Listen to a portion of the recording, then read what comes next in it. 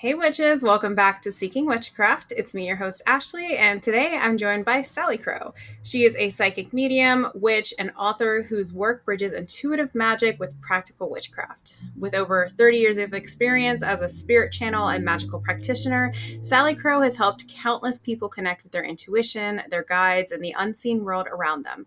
Her newest book, Tarot as a Storyteller, Psychic Development, Cartomancy, and Reading the Web of Fate, it invites readers to step beyond memorizing card meanings and instead learn to read tarot like a witch, which is done intuitively, ritualistically, and with deep connections to story and spirit. So, in this episode, we're going to be diving into her book and talking about what it really means to read the cards like a witch and transform your readings into something sacred. So let's get started. Welcome, Salicrow, to the show. Thank you so much for coming on. And for those who are just meeting you, could you tell us a bit about yourself and how you first stepped into this path? Sure. Thank you for having me. So I've been on this path my whole life. My first teacher was my great grandmother, and I have memories of spirits, communicating with spirits, and knowing things that I shouldn't by the time I was about 3 years old. And I am very much it's my passion. So it's something that I dove into fully, even as a child. And then as I became an adult, I've worked professionally as a psychic medium since I was 18 years old, and I'm 54 now. So it's been a few decades. And this is really my passion. I have my master's in 6 schools of Reiki. I'm a druid. I married the earth in Stonehenge. I could keep going because it's it's all encompassing for me. So, and I have written 4 books, and I have clients all over the world at this point, and I love witchcraft and I love divination. I love psychic development. That's one of my favorite passions. Yeah, I mean, what an incredible journey to have 36 years of practicing and knowing things that you shouldn't when you're three. I mean, that Mhm. must have been that must have been fun for your parents for sure too. My parents were really young. My parents were hippies. My dad was just out of Vietnam, and my mom was a teenager, actually. So my great grandmother, who raised my dad, was the biggest influence in my life. So my parents actually didn't always know the stuff that we did with my grandmother. Not that they would have been opposed to it, but they didn't realize until they were older. But myself and one of my sisters, both my sister's a year and a half younger than me, and we both had gifts, and we've been part of each other's life as best friends pretty much our whole life. So it wasn't just having my grandmother, it was having my sister. So if I saw something and I said, "Do you see that over there?" There was always somebody with me who was going to see it. And it was treated as normal by my grandmother, who was the most important person to me. So a lot of it was just like I tell people, like, if you grew up in a family of musicians, it would be normal for you to be doing something with music by the time you were 3 or 4 years old. Yeah, it's really cool that you not only had your great grandmother, but your sister as well to Yeah. be there and confirm these experiences with you. I think a lot of people, when they're first starting out in on their magical journeys, sometimes the hardest part is a lot of people start by themselves, Hmm. and so having somebody there that you can relate with who is seeing the same things or feeling the same things as you, I think that's really incredible, and that's such a great experience that you had in your life. I think it's one of the reasons why I've been teaching since I was in my 20s. And, I just have to think about this. My first book came out in 2018. So, I've taught for many years before I wrote a book, and writing is just being able to reach a broader audience. But I try to normalize psychic experiences and magic. It's kind of funny because years ago, saying that what I did for work was magic, because I do divination and energy healing and spirit communication regularly, like I have office hours. And, now saying that to people, it seems kind of strange because, magic and science are starting to blend together. And so I really like to approach psychic ability and development as an art, instead of, um, because when we see it as an art, everybody can do it, but the degree in which we can do it is going to improve by taking lessons and practicing and all of those kind of things. But it really is something that, regardless of what your personal religion is, there's an approach to divination for everybody. So, on that topic of divination, how long have you been reading tarot for? Oh, I've been reading tarot cards since I was 18. I started reading cards and almost immediately started reading for the public. My grandmother read with playing cards. And, always knew things. So when I was a kid, she taught me a lot through games. And so I try to teach in a way that's playful and enjoyable. So even in my books, I try to make it fun to learn. And, for me, when I was a kid, it was more like she trained me more with having me sit in when she was doing readings for people. She used playing cards and actually was more like solitaire form. It looked like solitaire, but it really wasn't because you can use cards whichever way you want. And also, she taught me a lot through like memorization games, like card games of memory games. Like I really thought my grandmother was cheating because I would have almost the whole deck. And as I got older, I started recognizing that I knew things about people and I knew things that nobody had told me. And when big things were going to happen in my life, that I had a physical reaction to it before it happened. And so when I was introduced to the tarot cards, I've lived in rural New England my whole life, particularly New Hampshire and Vermont. And it wasn't like, in the late 80s and early 90s, there was a lot of metaphysical shops around. So I finally got my hands on my first deck of tarot cards when I was 18, when my husband, he's my husband now, he was my boyfriend at the time, he brought them home and they became mine. And that was like within, I think, maybe a month of me even having them. A friend of my sister's asked me to do a reading for her, and I went to pick up the book, the memorization thing. I don't know the memorized symbols. And I remember she said to me, she's like, well, don't use the book, just tell me what you see. And I was like, oh, I can do that?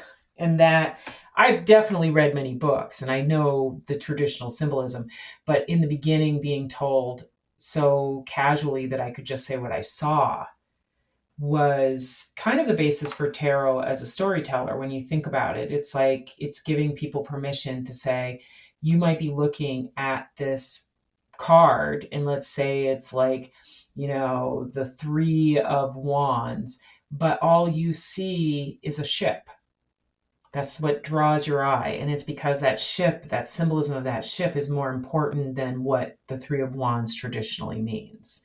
Because it's the reader and what they react to and how they feel that matters. And we read the books not when we're doing the reading. We read the books when we're sitting around, but when we're doing the readings, we do the readings from what we see.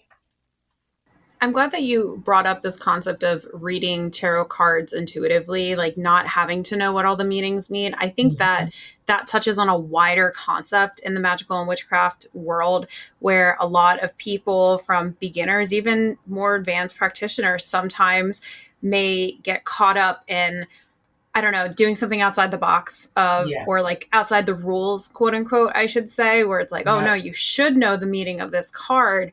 But if it's coming down to psychic attunement and the messages you're getting from the card, sometimes that transcends, what the picture looks like and what the book may say that that looks like.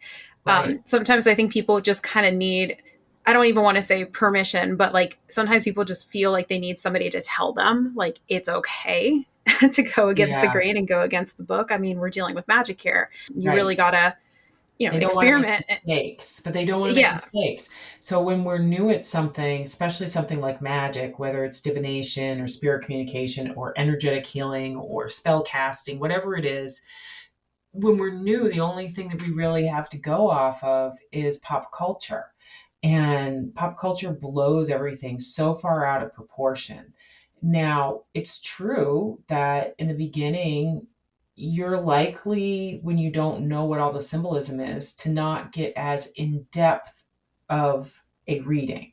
Like, you won't be able to pull as much information from the cards. That's why we study, but we don't just study what the card meaning is. Like I tell people, I study history, I study science, I study medicine, because all of those things are the information I actually need to know about. I really study psychology, because as a professional reader, if somebody is at this level and that's what they're thinking about, people come to you for guidance. So you really should know something about psychology and keep up with it, because you're going to need to know whether you need to refer somebody to somebody else because you don't have the skills to help them, or what you're seeing, because there's, and I'm not saying that everybody who's going to read this book or who's interested in the tarot is going to do it professionally, but it's still helpful. The more you know about history, the more you know about science, the more you know about relationships, the better you're going to be at doing a reading, because you're filling your mind with the information that it's going to need. So tell us about Tarot Storyteller. What can listeners find in your book? So the first part of the book is about psychic development. It has a lot of techniques for taking care of yourself as an empath, for understanding language when it comes to psychic development. So, for example, the word see is constantly used in any kind of writing about divination and or spirit communication. You're going to see a spirit, you're going to see the future, and some people are never going to see. So one of the things I break down is the different ways in which psychic information comes through, and that not everybody experiences it the same. I also talk about ways to take care of yourself as an empath, ways to work on opening your intuition. That's the first part of the book. Then the second part of the book is really teaching you how to look at the cards as a storyteller. So, a seer or a psychic is, in many ways, they are a storyteller too. They are telling the story. That's why it's called a reading, because you are reading the person or you're reading the space. And that means we have to give over to allowing information to flow easy. And in the beginning, in particular, a lot of people seem to think that their imagination makes things fake. And in truth, the word magic and imagination both have the word magi in them, and they are both connected to that ability to pull information from the other world, from the past, from the future, whatever it is that you're doing. And so there's a lot of teaching people how to do that. There's a lot of great spreads in there that also help you to ask better questions, because the difference between a good reader and one that's not so good often is the type of questions that you ask. So when something comes up, asking more questions about it. Having good intuition is fabulous, but, to really be good at divination, you also need to have a good analytical brain and kind of think like a detective. So I teach people to lean into that detective part of their brain, to pay attention to what pops up for them so that they can get more information. We're going to take a short break and we'll be right back in just a moment. All right, and welcome back. So, for those who are new to reading tarot or just new in magic and the world of divination, how can people start to begin to trust their intuition rather than just relying on a guidebook? Like, what are some steps Yeah. people can do to Well, I really really tap in? encourage people to write their readings down and go back over them, especially in the beginning when you're learning yourself. And I still do for myself, because it's really hard to do readings for yourself. It's actually harder to do readings for yourself than it is to do readings for other people, because with yourself, you're really biased. You either really want something or don't want something, and you can read that into your reading. And so writing it down keeps us a little bit more honest. I talk about that in Tarot Storyteller. I talk about card for card, writing down what the card is, writing down its position, writing down what you believe it to mean. And then every few weeks go through this. I say Book of Shadows, so it's a common term in witchcraft, which is a sacred journal that is not used like a diary. It's more like a college notebook, meaning that it keeps your studies and your review of your studies. So going over our work gives us more clarity. Writing each card down and thinking to yourself, like for me, what I do is instead of I'm going to do a reading for myself, I get out my notebook and I do a reading for Sally.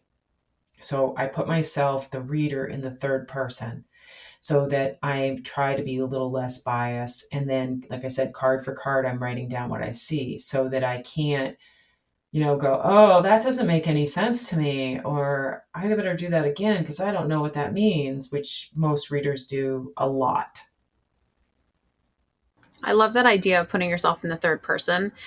That's not something I'd ever thought about doing before, but I think the next time I have my cards out, I'm definitely going to try that one out. Yeah, and That's a writing really it cool down, concept. that step by step, it keeps you more honest. It makes you, instead of going like, oh, I don't really know what that card means, it's like, yes, you do. You just don't want to look at it. Like, it's not saying what you want it to say.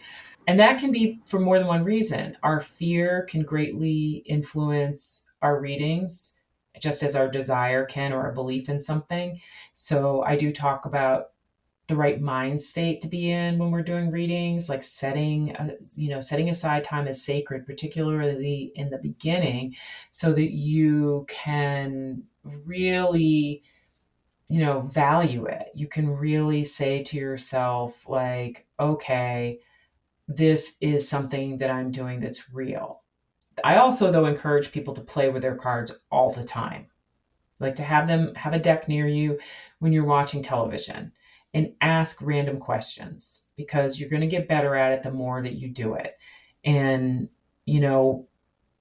some of the questions that I used a lot I still do if I meet people in my life that are new coming in, like on a personal level, friendship, whatever. I ask three questions. One, what do they think of me? Two, how do they feel about me? And three, how are we connected?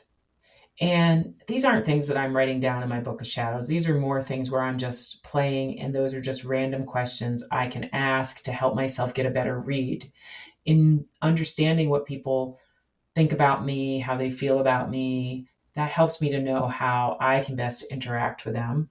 And especially if I know what the purpose of our relationship is or how we're connected. And again, it's not something that I'm taking to heart as the only thing I know, but it's a great example of I don't know what to ask about. So ask about different people in your life and then use that information to see if you can make your relationships better. Because often in our life, one of the biggest problems we have is misunderstandings and miscommunication. One thing I would also suggest for people to do, especially if they're reading for somebody else, especially for the first time, would be ask the person you're reading for a follow up, a couple weeks, a month, 2 months, Yeah, and that way you can kind of get some real world responses, some answers on how your reading went. The future is never set in stone, but it is nice to have an outside party give you feedback on how your reading turned out.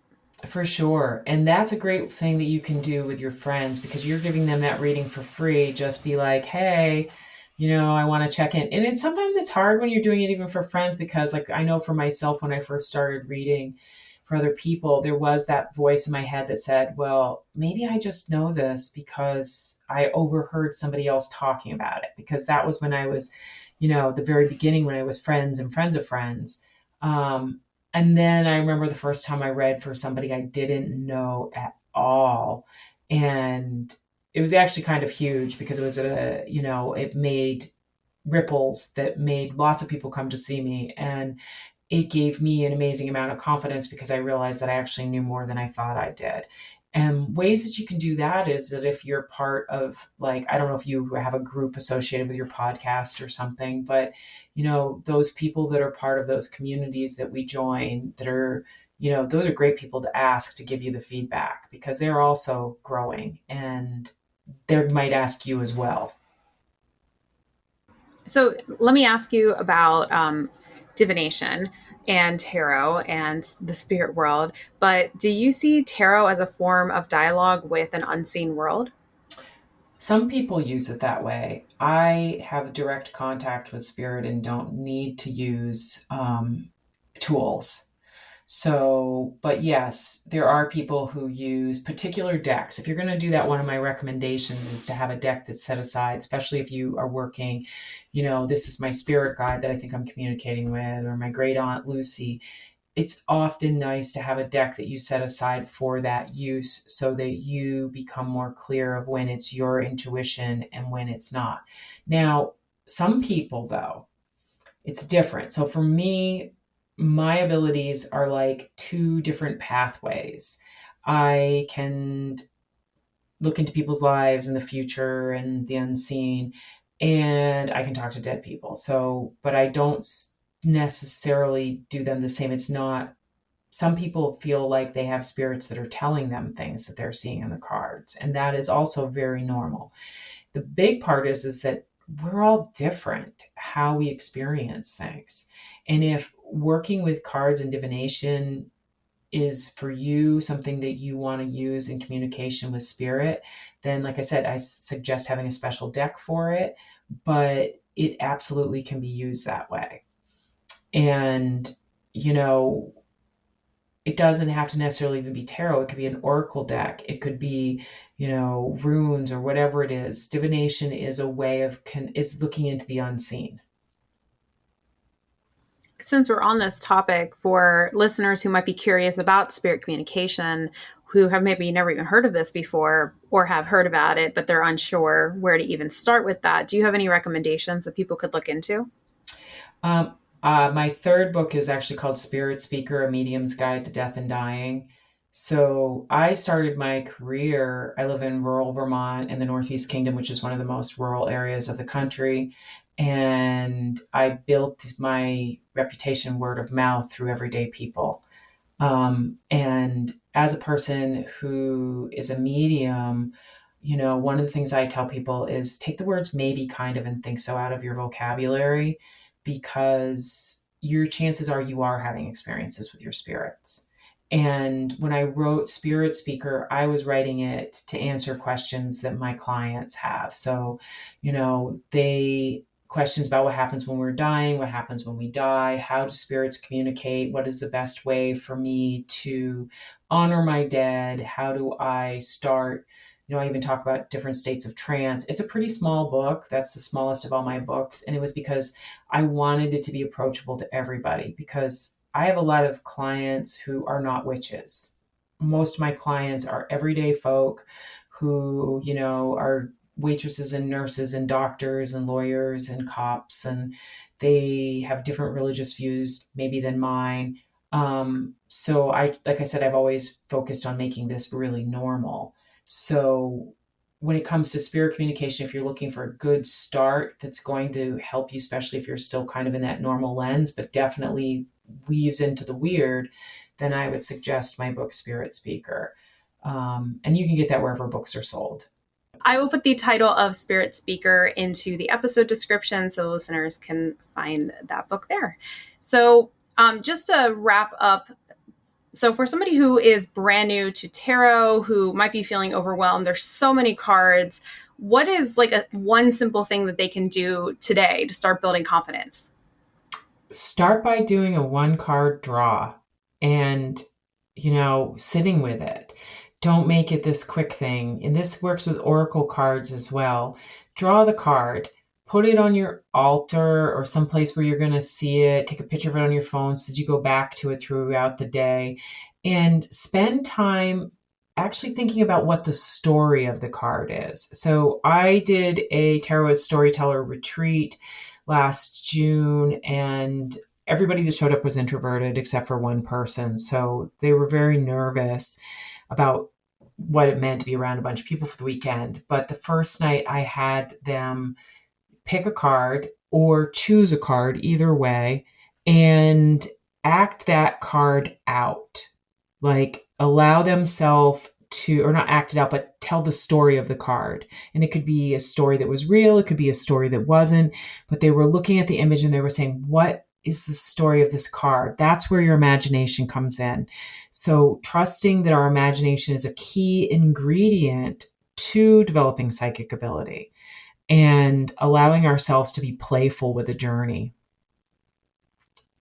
I think that that is really great advice. And I would say if you're overwhelmed or nervous, just pull one card and just sit with it and just look Yeah. at it and one card at a time, And try one. some meditation. Try to do some deep breathing or some rocking or something so that you bring yourself into a deep, relaxed state and continue looking at it. And like, think of it like a puzzle. What is it telling me?